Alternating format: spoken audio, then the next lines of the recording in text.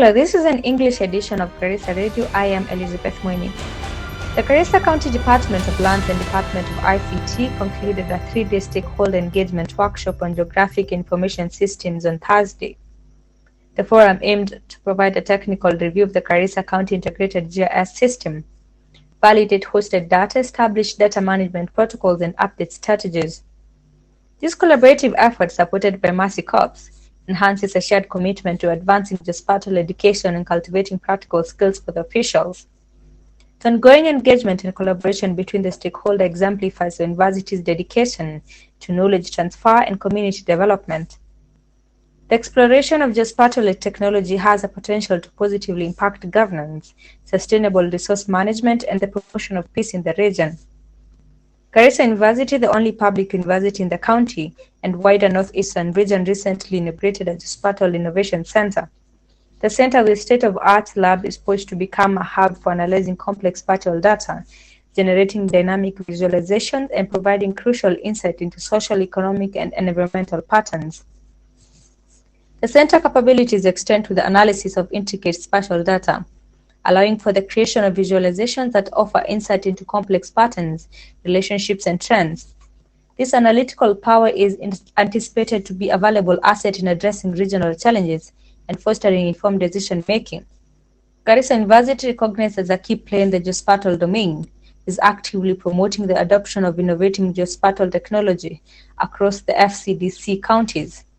The practical training session delved into the key themes such as governance, rangeland management, and peace and conflict, reflecting on diverse applications and significance of geospatial technology. The National Council for Persons with Disabilities has announced plans to work in collaboration with all County Level 4 and 5 hospitals to offer free medical services to persons with disabilities. The program will also include free therapy sessions and provision of essential drugs prescribed specifically for the PWDs. Speaking today at the Garissa School for the Mentally Handicapped during the commemoration of the World Autism Awareness Day, the National Council for Persons with Disabilities Chief Executive Officer Harun Hassan said that people with disabilities have been marginalized for so long and they're working on programs to help them going into the future. The council further offered free medical camp, disability assessment, education assessments, and occupational therapy sessions to the persons with disabilities who attended the event. Garissa Township MP Mohamed Akow, on his part, says the Parliament will be coming up with a bill to ensure that all caregivers for the severely disabled persons are paid a stipend by the government. At the same time, Akow said that he will set up a special clinic at the Garissa School for the Mentally Handicapped to enable the students to easily access medical services without having to go through a normal hospital, which are at times crowded, denying them the specialist services they need. He called on the Kenya Institute of Special Education to deploy more teachers to the facility in anticipation for higher enrollment next term. The authorities have closed down the identified collection points that failed to meet mandated water quality standards, prioritizing public health and safety. Water quality monitoring team composed of officers from Mandera Public Health Department, the Mandera Water and Sewage Company Limited, and municipality visited a number of shallow wells along the water to assess water quality.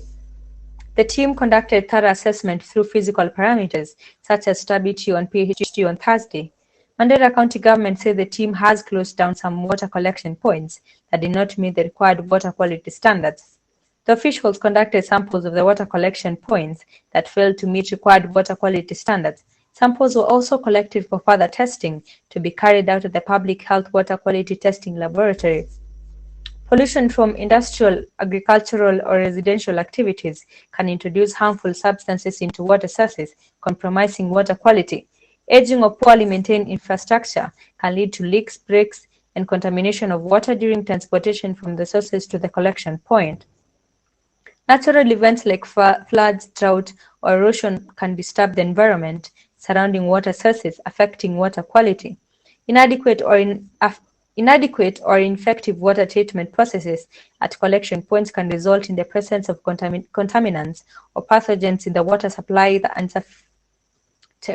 Inadequate or ineffective water treatment processes at collection points can result in the presence of contaminants or pathogens in the water supply and insufficient funding or resources for monitoring, testing and treating water are some of the factors that can lead to lack of oversight and control over water quality. Improper waste disposal, illegal dumping, or activities like mining and logging also contribute to water pollution, affecting the quality of water at collection points.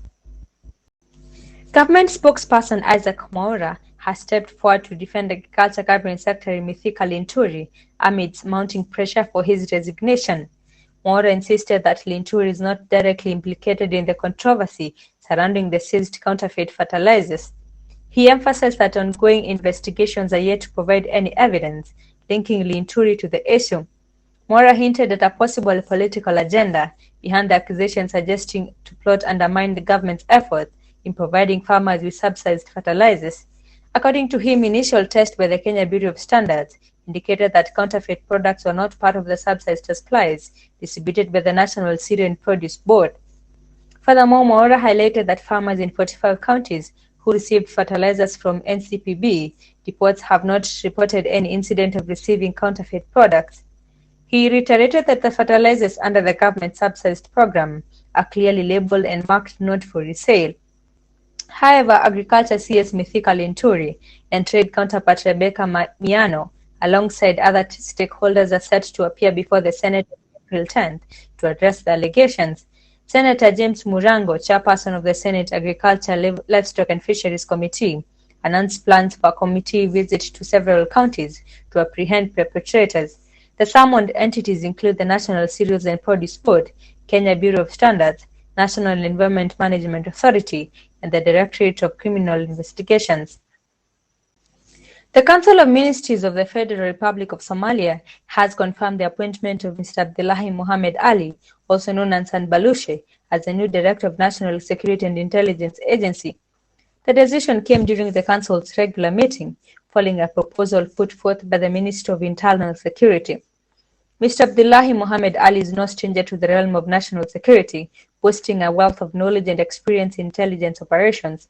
His illustrious career has seen him serve in various high-profile roles, including Minister, Member of Parliament, Ambassador, and now, for the third time, the Director of NESA. The Council also took the opportunity to express its gratitude to the outgoing Director, Mr. Mohamed Salad, acknowledging his dedication, service, and contributions to the nation during his tenure.